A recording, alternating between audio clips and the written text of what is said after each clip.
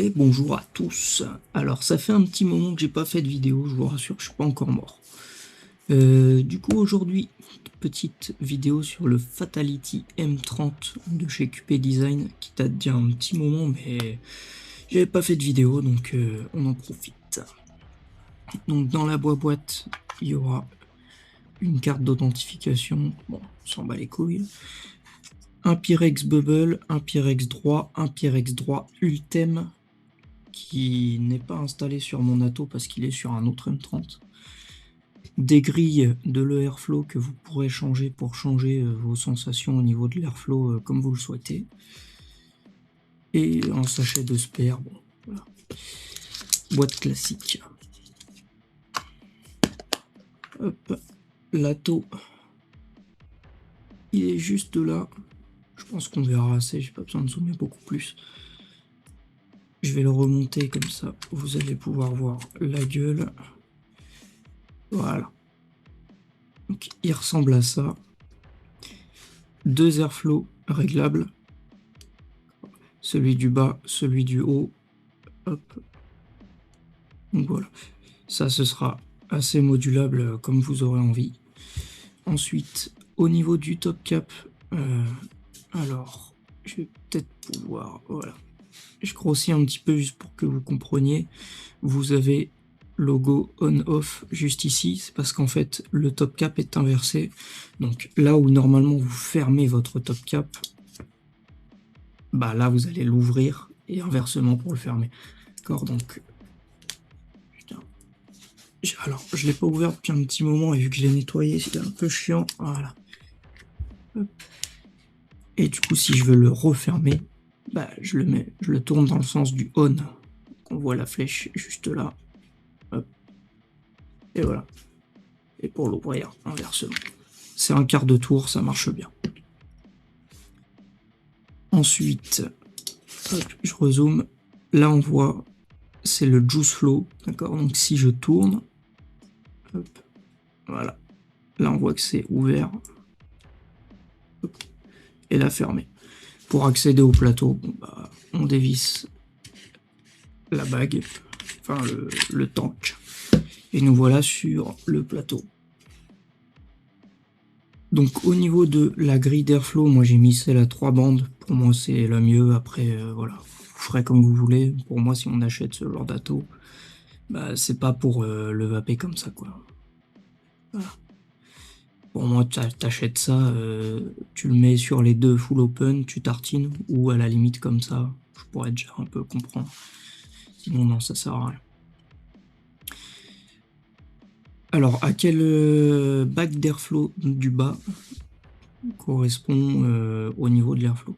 Donc celle du haut, si je dis pas de conneries, c'est celle des deux postes que vous voyez là, qui vont venir taper les coils sur le côté. Celle d'en dessous avec la partie que vous pouvez changer, ce sera la bagouze du bas. Donc celle d'en haut, celle des côtés. C'est pas très pratique. Voilà, on va faire comme ça.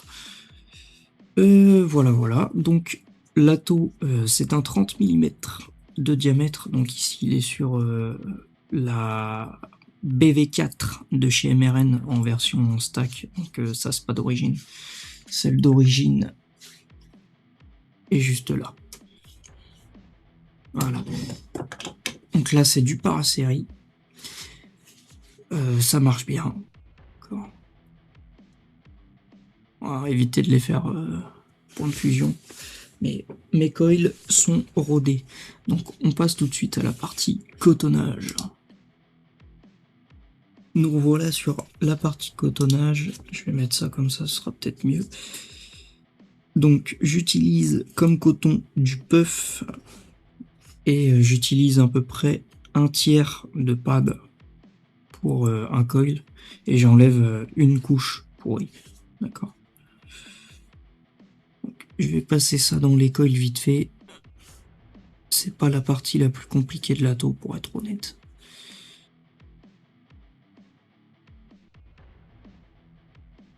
Donc ensuite on va venir effilocher un petit peu, ça sert à rien d'y aller comme un bourrin parce que si vous effilochez mal, vous risquez d'avoir des fuites.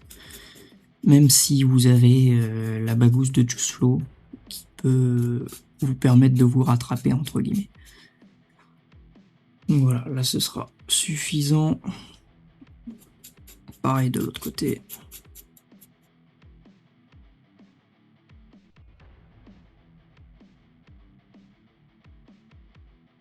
Elle était plus épais de ce côté-là d'ailleurs. Pour la coupe, vous voyez qu'en fait, votre coton va venir juste ici.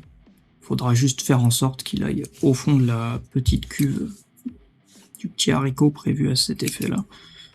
Donc, par habitude, c'est un peu plus loin que le plateau, je dirais un demi-centimètre. Que le bord là. On fout ça dans le haricot, on regarde si c'est ok. Ok, je suis très bien. Donc voilà, bon, ça vous donnera comment faire. Voilà, pour vous montrer. Voilà. Et j'ai un foutre pareil de l'autre côté.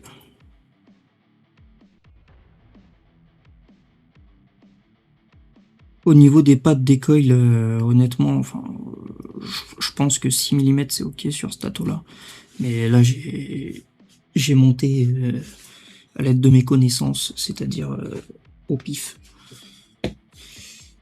Voilà, donc c'est l'heure d'arroser les coils. Est-ce que là-dessus, je peux vous faire un truc un peu propre?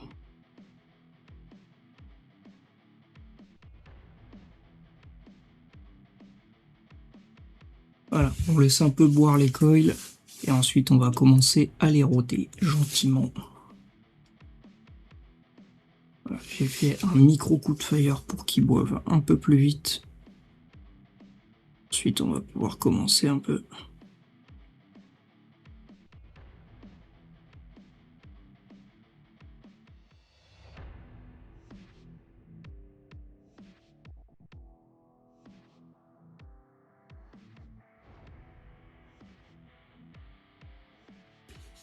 Ok, donc une fois qu'on estime que c'est à peu près wické, je vais remettre le plan normal, voilà.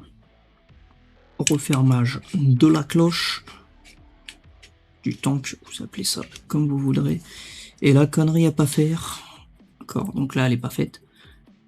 Juice Flow bien fermé avant de remplir. Si vous remplissez avec Juice Flow ouvert, donc là on va peut-être pas voir, mais là il est ouvert. D'accord, ce sera piscine. Donc on pense bien à le remplir quand il est fermé. Ensuite on remplit ça comme un gorille, rien à foutre. De toute manière avec le Juice Flow ça peut pas pisser si vous l'avez fermé. Et voilà, la bête est montée. On referme la bagouze sans s'opposer. J'ai failli me faire niquer encore.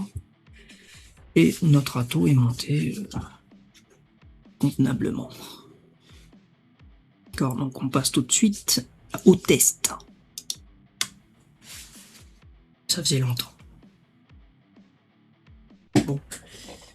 On est là, petit M30 ou gros M30, vous voyez ça comme vous voulez. Bon V4. J'appuie sa tartine et on va se tester ça tout de suite.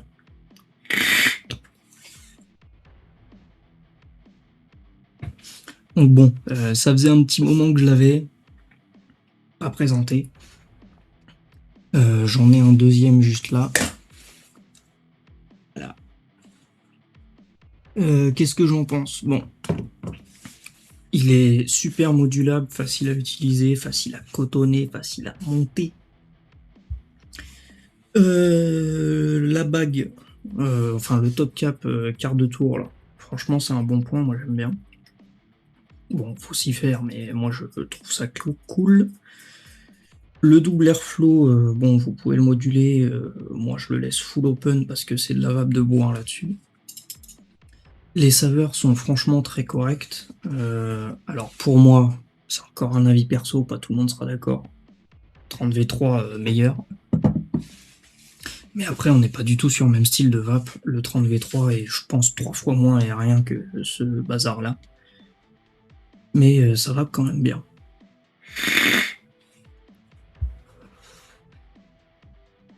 Et donc, ma foi, c'était à peu près tout pour cette petite vidéo sur le M30.